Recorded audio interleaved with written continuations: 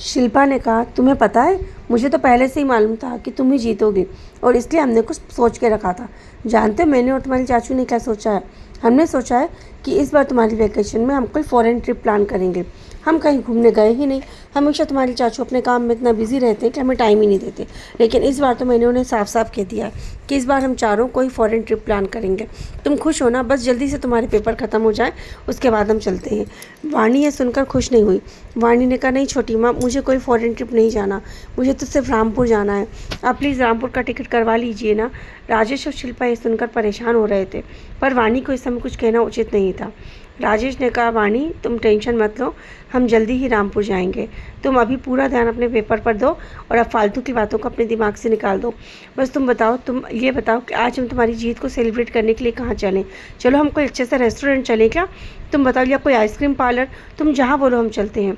शिल्पा ने कहा, नहीं चाचू, मुझे आज कुछ ठीक नहीं लग रहा है, हम सीधे घर ही चलते हैं और वैसे भी अब मुझे अपनी पढ़ाई पर ध्यान देना है। शिल्पा ने कहा, हाँ बेटा, अब तू फालतू की बातों को दिमाग से निकाल और अपनी पढ़ाई पर ध्यान दे। यह कहकर वो लोग घर चले गए। घर जाने के बाद उन्होंने देखा तो चिराग अपनी पढ़ाई में बिजी था, क्योंकि कल से उसके पेपर स्टार्ट हो रहे थे। उसके बाद चिराग ने जैसे ही इन लोगों को देखा, चिराग ने पूछा, क्या हुआ, क्या रिजल्ट हुआ, बताओ तो सही। शिल्पा ने ज़ोर से हंसते हुए कहा, रिजल्ट का क्या मालूम था, हमें तो पहले से हमारी बेटी ही जीतेगी और हुआ भी यही कि वाणी की टीम जीत गई है और वाणी ने बॉयज़ को हरा दिया। जीत की खुशी को लेकर सुनकर चिराग बहुत खुश हुआ, पर वाणी के चेहरे पर उतनी खुशी नहीं दिख रही थी जो होना चाहिए थी। वाणी अपने कमरे में चली गई। शिल्पा ने वाणी से कहा, वाणी बेटा, तुम्हें कुछ चाहिए क्या? कुछ खाने के लिए ब्रेकफास्ट वगैरह भेजूं? वाणी ने कहा, नहीं छोटी माँ। राजेश ने कहा, एक काम करो वाणी, तुम बहुत दिनों से थक गई हो, तुम एक काम करो, थोड़ी देर आराम करो, मुझे मार्केट में कुछ काम है, मैं और तुम्हारी छोटी माँ हम लोग काम करके आते हैं। वाणी ने कहा, ठीक है चाचू, आप जाइए, मुझे कुछ भी नहीं चाहिए, बस मैं थोड़ी देर रेस्ट करूँगी, उसके बाद अपनी स्टडी करूँगी। चिराग भी अपने रूम में पढ़ने के लिए चला गया। वाणी भी अपने कमरे में जाकर थोड़ी देर लेट गई।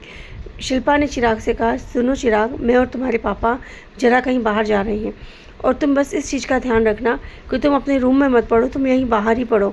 और तुम वाणी पर ध्यान रखना, अगर वो बाहर आई या उसे किसी चीज़ की ज़रूरत हो या वह कहीं उठकर जाना चाहे तो उसे अकेले कहीं मत जाने देना। चिराग ने कहा, मुझे कुछ समझ में नहीं आ रहा आप क्या कह रहे हो। तो शिल्पा ने कहा, कुछ नहीं, बस तुम वाणी का ध्यान रखना, बस मैं अभी थोड़ी देर में आती हूँ। यह कहकर शिल्पा और राजेश घर से निकल गए। शिल्पा और राजेश गाड़ी में भी जाकर बैठ गए।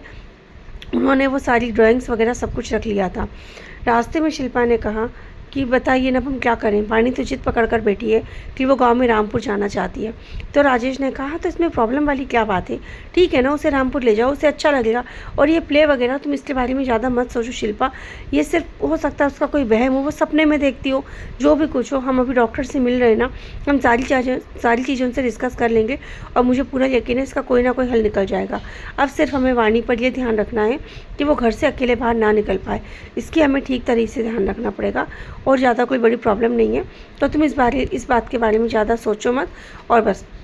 और जहाँ तक बात है रामपुर की, तो ठीक है, कुछ दिन के लिए तुम रामपुर हो या उसको लेकर, उसे भी अच्छा लगेगा।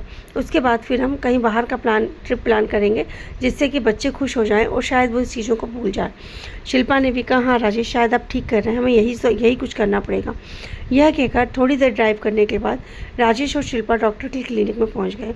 डॉक्टर राजेश को बहुत अच्छे से जानते थे, इसीलिए जैसे ही राजेश पहुंचा, सबसे पहले उन्होंने राजेश को अपने कैबिन में बुला लिया और खड़े होकर राजेश को हेलो बोला और कहा, आइए मिस्टर राजेश, क्या बात है, आज आपको हमारी क्लिनिक में आने की क्या ज़रूरत पड़ गई? और बहुत दिनों से आप मुझसे अपॉइंटमेंट लेने की कोशिश कर रहे थे, पर आई एम सॉरी, वो क्या था ना, मैं बिज़ी शेड्यूल में था और मैं आपको टाइम ही नहीं दे पा रहा था और मेरा बाहर का ट्रिप बहुत था। खैर अब कोई बात नहीं, अब आप आ गए हैं ना, अब आराम से बैठ के हम बात करते हैं। आप बताइए क्या प्रॉब्लम है, लेकिन पहले तो ये बताइए आप चाय लेंगे या कॉफ़ी?